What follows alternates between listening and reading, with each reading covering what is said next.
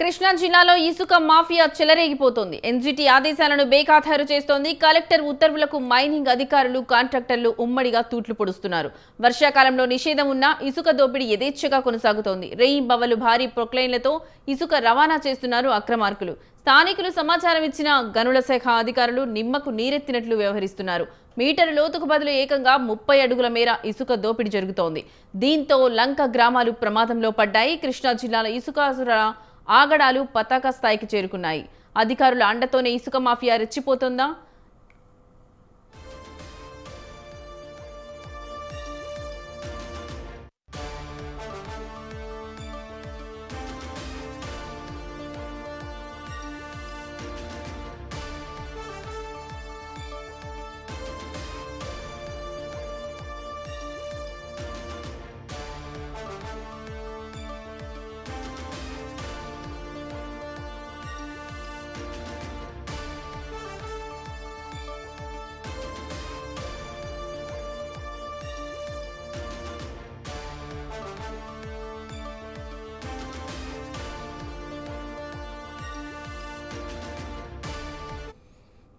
కృష్ణా జిల్లాలో ఇసుక mafia చెలరేగిపోతోంది. NGT ఆదేశాలను బేఖాతరు చేస్తోంది. కలెక్టర్ ఉత్తర్వులకు మైనింగ్ అధికారులు, కాంట్రాక్టర్లు ఉమ్మడిగా తూట్లు పొడుస్తున్నారు.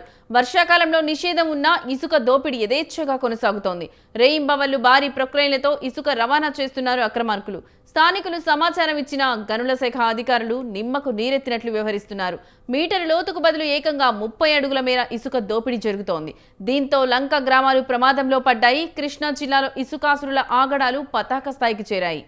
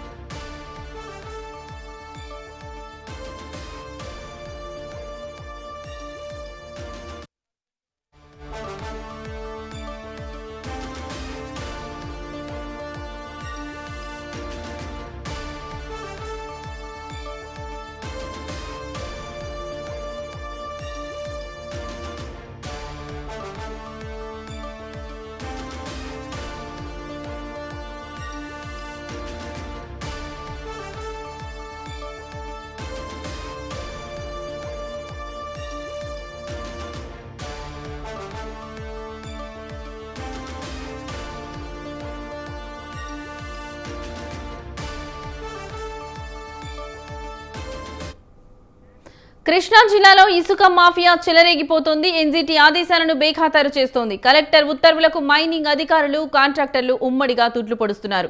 వర్షాకాలంలో నిషేధం ఉన్న ఇసుక దోపిడీ యథేచ్ఛగా కొనసాగుతోంది. రెయింబవళ్లు భారీ ప్రొక్లైన్లతో ఇసుక రవాణా చేస్తున్నారు అక్రమార్కులు. స్థానికులు సమాచారం ఇచ్చిన గనుల శాఖ అధికారులు నిమ్మకు నీరెత్తినట్లు వ్యవహరిస్తున్నారు. మీటరు లోతుకు బదులు ఏకంగా 30 అడుగుల మేర ఇసుక దోపిడీ జరుగుతోంది. దీంతో లంక గ్రామాలు ప్రమాదంలో పడ్డాయి. కృష్ణా జిల్లాలో ఇసుకాసురుల ఆగడాలు పతాక స్థాయికి చేరాయి. ఇక ఇదే అంశానికి సంబంధించిన మరింత సమాచారం మా కరెస్పాండెంట్ శ్రీనివాస్ లైవ్ ద్వారా అందిస్తారు. శ్రీనివాస్, చెప్పండి, అధికారుల అండదండతోనే ఇసుక మాఫియా రెచ్చిపోతుందా?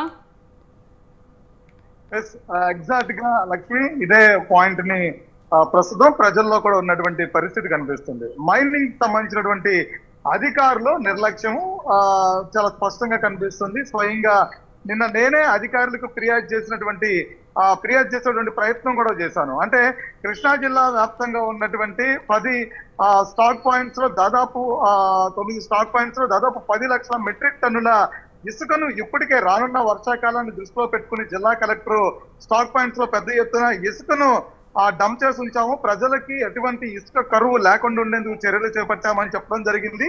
మైనింగ్ అధికారులు కూడా ఇప్పటికే స్టాప్ నోటీసులు కూడా ఇచ్చాను. అంటే ఇసుక రీచ్ల నుంచి ఒక తట్టడి ఇసుక కూడా ఎవరు తీయకుండా ఉండేందుకు నో స్టాప్ బోర్డ్స్ కూడా స్టాప్ నోటీసులు కూడా ఇప్పటికే రీచ్లు ఉన్నటువంటి వాళ్ళకి అందజేస్తామని కూడా కాంట్రాక్టర్కి అందజేస్తామని కూడా చెప్తున్నటువంటి నేపథ్యం కనిపిస్తుంది. కానీ ఇక్కడ విధానాలు చూస్తే కనుక అంటే అక్కడ ప్రభుత్వ అధికారులు చెప్తున్న దానికిను అక్కడ జరుగుతున్న వాటికి అసలు పూర్తిగా ఎక్కడ పొత్తలు లేనటువంటి పరిస్థితి చాలా స్పష్టంగా కనిపిస్తుంది. ప్రధానంగా మనం చూస్తే ఆ కృష్ణా జిల్లాలో ఉన్నటువంటి ఎక్కువ లంక గ్రామాలు ఉన్నటువంటి ప్రాంతం, అదే కాకుండా కృష్ణా జిల్లాలో ఇసుక రీచ్లు ఎక్కువ ఉన్నటువంటి ప్రాంతం. ఇటు చూస్తే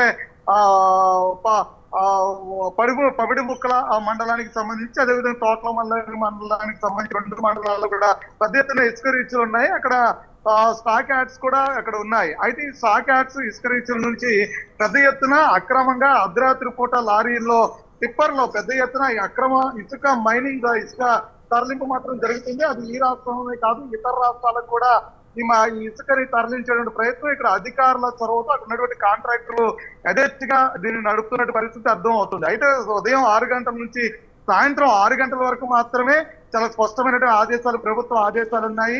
6 గంటల నుంచి సాయంత్రం 6 గంటల వరకు మాత్రమే ఇసుకని తరలించాలి. అది కూడా ప్రభుత్వానికి కావాల్సినటువంటి బిల్స్ ఏవైతే అవి తీసుకోవడం, ఆన్లైన్ లో అప్లై చేసుకున్న తర్వాత వాళ్ళకి వచ్చినటువంటి స్టాక్ యాడ్ ఏదైతే ఉందో అక్కడి నుంచి ఆ ఇసుకని తీసుకెళ్లేటువంటి పరిస్థితి ఉంది. కానీ అలా కాకుండా అర్ధరాత్రి పూట డైరెక్ట్ గా అంటే ఇప్పుడు ఎన్జిటి ఉన్నటువంటి నేషనల్ గ్రీన్ ట్రిబ్యునల్ ఇచ్చినటువంటి ఆదేశాలు ఏవైతే ఉన్నాయో దాని కలెక్టర్ ఆదేశాలను ఇప్పటికే జారీ చేశారు. ఇసుక స్టాక్ యాడ్స్ లో ఇసుకని ఉంచామని కూడా చెప్తూ ఉన్నారు. స్టాక్ యాడ్ లో ఉన్న ఇసుక అలాగే ఉంది.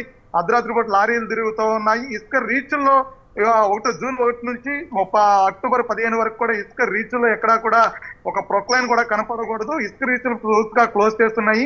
మైనింగ్ అధికారులు మేము ఆదేశాలు ఇచ్చాము, స్టాప్ నోటీసులు ఆల్రెడీ అక్కడ ఇచ్చేసామని చెప్తున్నారు. కానీ అక్కడ మనం స్వతంత్ర టీవీ ఎక్స్క్లూజివ్ గా చూస్తూ ఉన్నాము. డైరెక్ట్ గా రీచ్ నుంచే ఇసుక ప్రొక్లైన్ ద్వారా తీసుకెళ్తున్నటువంటి విజువల్స్ కూడా చూస్తూ ఉన్నాము. సో ఇక్కడ అధికారులకు ఇదే అంశాన్ని ప్రస్తావిస్తే వాళ్ళు దీని మీద మౌనంగా ఉన్నటువంటి పరిస్థితి కూడా కనిపిస్తుంది. అంటే ప్రభుత్వంలో ఉన్నటువంటి అధికారుల అండదండలతోనే ఇక్కడ ఉన్నటువంటి కాంట్రాక్టర్లు యథేచ్ఛగా రెచ్చిపోతూ ఉన్నారు. విడిగా ఓకే శ్రీనివాస్, ఒక్క నిమిషం. సో లంక గ్రామాలు ప్రమాదంలో పడుతున్నా పట్టింపు లేదా అంటే ఇసుకాసురుల ఆగడాలపై లంక గ్రామాల వాసులు ఏమంటున్నారు? కనుక కృష్ణా నదికి అటువైపున ఇసుక రీచ్లు ఉన్నాయి, ఇటువైపు చాలా గ్రామాలు ఉన్నాయి. కానీ వర్షాకాలం వచ్చిన నేపథ్యంలో కూడా గ్రీన్ ట్రిబ్యునల్ కొన్ని ఆదేశాలు జారీ చేస్తుంది. గతంలో ప్రభుత్వాల మీద పెనాల్టీలు కూడా విధించినటువంటి పరిస్థితి, 100 కోట్ల పెనాల్టీలు కూడా ప్రభుత్వాల మీద గ్రీన్ ట్రిబ్యునల్ వేసినటువంటి పరిస్థితి ఉంది. వర్షాకాలాన్ని దృష్టిలో పెట్టుకుని దాదాపు 1 మీటర్కు మించి ఇసుక తీయొద్దని గతంలో ఆదేశాలు ఉన్నాయి. దాన్ని 30 అడుగుల మేర తవ్వుతూ ఉన్నారు. రానున్న రోజుల వర్షాకాలంలో నదులు పొంగుతాయి. లేదు అంటే కనుక ఎక్కువ తీస్తే కనుక లోపల నుంచి నీరు ఊరేటువంటి అవకాశం ఉంటుంది. అక్కడ సుడిగుండాలు ఏర్పడతాయి. అంటే ప్రకృతికి సంబంధించినటువంటి వైపరీత్యాలు పెద్ద ఎత్తున సంబంధించేటువంటి పరిస్థితి ఉంది. దాని ద్వారా కృష్ణానది పొంగినా లేదంటే కనుక లంక గ్రామాల్లో దిగునున్నటువంటి ప్రాంతాల్లో ఎక్కడైతే ఉంటుందో అక్కడ లంక గ్రామాల్లో నీరు వచ్చి చేరేటువంటి అవకాశం ఉంది. ఒక్కసారిగా లంక గ్రామాలు మునిగిపోయేటువంటి అవకాశం ఉంది. గతంలో మనం చూస్తే ఉప్పెనల సమయంలో మనం చూసాము, లేదంటే వరదల సమయంలో మనం చూసాము. ఇవన్నీ కూడా పెద్ద ఎత్తున లంక గ్రామాలు పూర్తి స్థాయిలో నష్టపోయారు. ఇసుక రీచుకున్నటువంటి అటు దిగువన ఉన్నటువంటి లంక గ్రామాలు ఏమిటంటే అలా కృష్ణానది పరివాహక ప్రాంతాలు ఉండేటువంటి లంక గ్రామాలు, దిగువన ఉండేటువంటి ప్రాంతాలు ఏవైతే ఉన్నాయో అవి నీట మునుగుతూ ఉంటే అనేక సందర్భాల్లో చూసాము. ప్రమాద హెచ్చరికల్ని అంటే వరద ముప్పు ఎప్పుడైతే కృష్ణానదికి వస్తూ ఉంటుందో వరద ముప్పు ఉన్న ప్రతిసారి కూడా ప్రభుత్వం ముందుగానే కొన్ని ఆదేశాలు జారీ చేస్తుంటే వాళ్ళందరూ అప్రమత్తం చేయడం, ఆ పునరావాస కేంద్రాలు తరలించడం చూస్తున్నారు. దానికి ప్రధాన కారణం ఏంటి అంటే ఇలాంటి అక్రమ ఇసుక మైనింగ్ల వల్ల ప్రకృతి వైపరీత్యాల వల్ల జరుగుతున్న నష్టం. గతంలో కూడా లంక గ్రామాలు అనేక సందర్భాల్లో కలెక్టర్ల వద్ద ఫిర్యాదు చేశారు, ఎంఆర్ఓల వద్ద ఫిర్యాదు చేశారు, మైనింగ్ అధికారుల వద్ద ఫిర్యాదులు చేసినటువంటి సందర్భాలు ఆంధ్రప్రదేశ్ లో చెప్పాలి అంటే కోకళ్ళగా చెప్పొచ్చు. కానీ ఏ ఒక్క ఫిర్యాదుకి కూడా స్పందన ఉండదు. ఈ ఇసుక అక్రమ రవాణా చేస్తున్న వాళ్ళ మీద చర్యలు ఉండవు.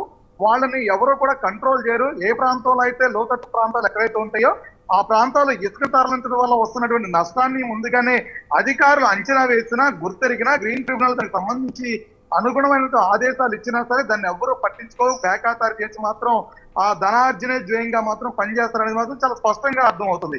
అయితే ఇక్కడ చూసినటువంటి విజువల్స్ ని మనం ప్రధానంగా చూస్తే ఏ మేరకి అక్రమ ఇసుక రవాణా జరుగుతుంది అనేది ఆ విజువల్స్ నే చెప్పకనే చెప్తున్నట్టు కూడా కనిపిస్తుంది. Lakshmi. Right Srinivas, thank you for the updates.